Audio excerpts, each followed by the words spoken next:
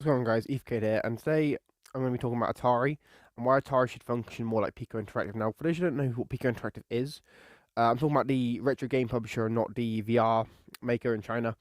Piko Interactive is basically a game publisher and developer who goes around buying up old IPs from defunct companies or developers who want to get out of the industry and whatnot.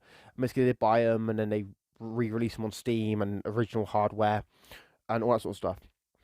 Now, people say that my idea is not a good idea because obviously Atari's got all these new games that they're making, like the Atari Recharged games, and they got the Combinera and they got the Atari 50. That is true, but I do feel like Atari could also do a little bit of a side hustle sort of thing where they buy some old IPs from some developers and obviously re-release them. Or in some cases, they could team up with indie devs who are currently making homebrew games for like Atari systems or old NES and Super Nintendo and all sorts of stuff, and really publish those games again, and sort of bring in some more attention to those games by obviously publishing them on those older systems, but also publishing them digitally on Steam, Epic Game Store, Xbox, PC, Switch, PlayStation, all the major platforms, as well as the VCS. Now, would it happen? Would Atari function like this? I don't think they will, but I do think it'd be kind of cool because, like, Atari, for what we all know, has spent decades monetizing its old library, re-releasing their games, making new versions of their games, and to me, it'd be a great way of expanding Atari's library of games.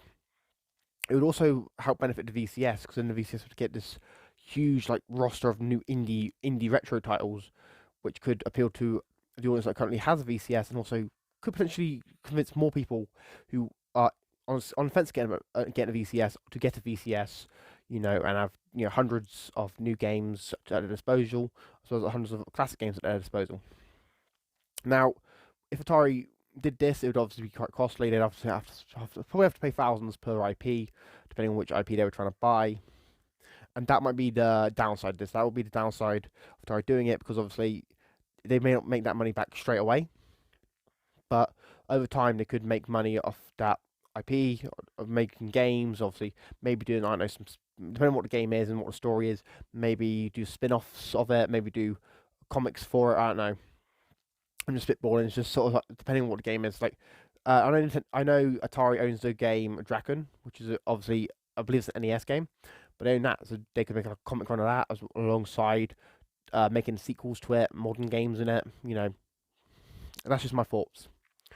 Anyway, guys, let me know your thoughts about it in the comments down below. Do you think Atari should function more like Piko Interactive? Do you reckon that's a bad idea? Do you reckon that's a good idea? Let me know all your thoughts in the comments down below.